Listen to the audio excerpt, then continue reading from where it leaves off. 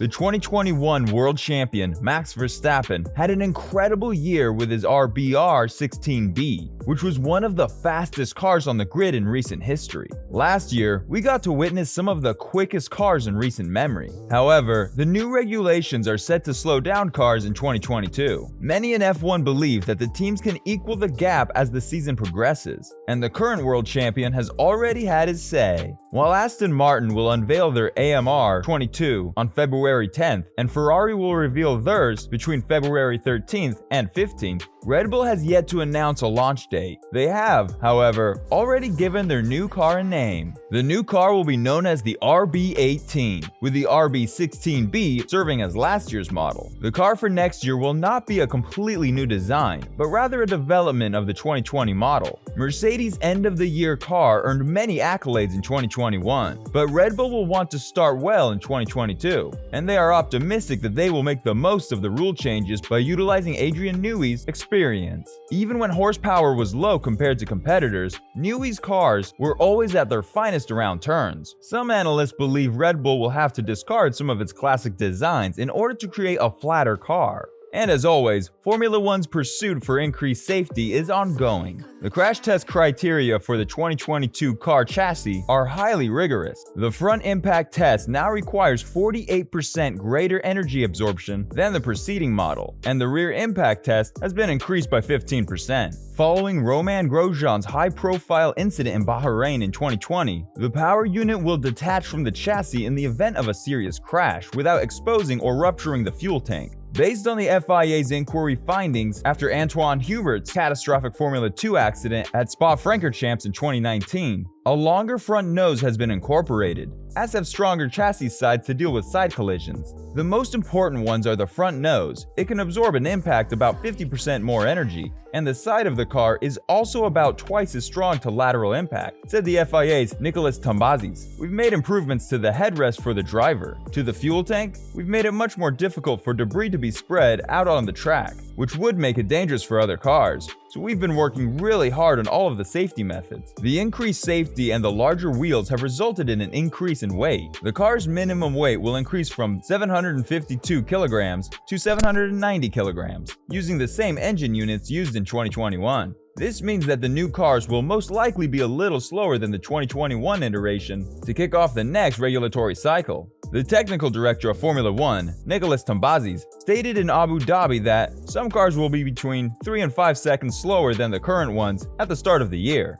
Aston Martin's Nico Hülkenberg has made similar remarks, adding that the goal is to make cars a little slower, more challenging to drive, and so that the best drivers can make a difference, rather than simply having better cars. The title holder, Max Verstappen, has also confessed that the reshaping of Formula One vehicles in 2022 will require him to reinvent himself in conjunction with regulatory changes. "I like the current cars in terms of speed because it's really impressive how much grip you have," he said in an interview with Car Next. So the new cars definitely will be a few seconds slower, but that is with the idea of having better racing, which you can follow a bit closer. That's what they, F1, want, because at the moment, when you get close, you have a lot of disturbance from the car in front. So I do hope that is going to happen, he added. The introduction of 18-inch tires in F1 in 2022 is by far the most significant change in the new season. It's been coming for a long time, but the move away from the standard 13-inch wheel that has been a mainstay in Formula One for more than 30 years is now here.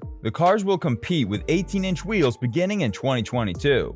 Why? Because apart from the improved aesthetics of larger wheels, the value to road car technology is significantly greater. Pirelli's new 18-inch tires, which have extensively tested on mule cars by F1 teams in 2021, will have the same tread width as now, but larger diameter. The most notable change will be a reduction in the sidewall. Because of the tire's changed behavior, the cars will handle differently, becoming more precise as a result of the significantly stiffer sidewall. So far, testing has given only positive driver input, with less tire flex and less impact on car aerodynamics. This enhanced stability demands less emphasis from the teams in order to handle the turbulence, resulting in fewer expenses. Pirelli predicts a decreased overall tire degradation, with Mario Isola indicating that many races may become one stop as a result of the adjustment. However, as a standalone modification, the shift from 13-inch to 18-inch tires is predicted to have little effect on total lap time. The tires will look completely different with 18-inch wheels. Different reaction from the tires as well. I'll have to adapt my driving to that, Verstappen explained. It feels a little sharper. The tire reaction and general traction out of corners feel a little different, so I'm looking forward to seeing how it feels in real life. Verstappen is excited to experience the new era of Formula 1, but believes it will be tough to forecast what it will be like until he has tested the car. The tires will look completely different with 18-inch wheels. While the new restrictions may result in less speed, Verstappen expects that the goal of improving overtaking will be met,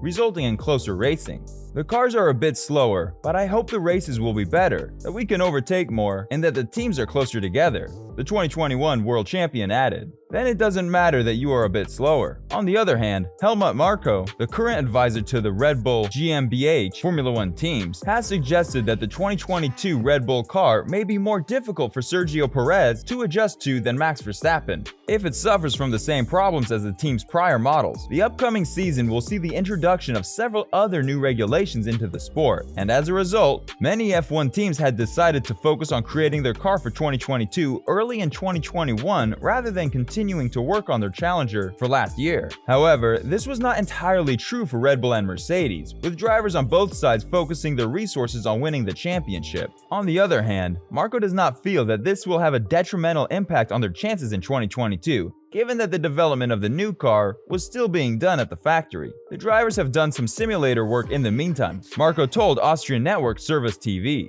Of course, the engineers are the ones doing the development. When it comes to Red Bull's 2022 challenger, Marko believes that there will be no problem for Verstappen if it proves to be unstable in the rear, as it has in the past. He adds that this could be a bigger issue for his teammate, as it has been for Pierre Gasly, Alexander Albon, and Perez in the past. Verstappen believes that the cars of this generation will be hard to match. However, he is looking forward to working on the 2022 models and believes it will change his game. Everyone always says, "What is your driving style like?" He said, "Well, I don't think I actually have one. It's just you adapt to the situation. That is your driving style because if the car is understeery, you have to adapt yourself to the understeer. If the car is oversteery, you have to adapt yourself to that. So you cannot say, this is my driving style, and that's how I'm going to drive. It's impossible because it sometimes just doesn't work with the material you have. So I think adaptation at the end of the day is key." What are your thoughts on all these regulatory changes? Will it affect either the Red Bull or Mercedes franchise? Let us know in the comment section. Also, if you're new to this channel, subscribe and click on the notification bell to get notified when we upload more content. We will see you in the next one.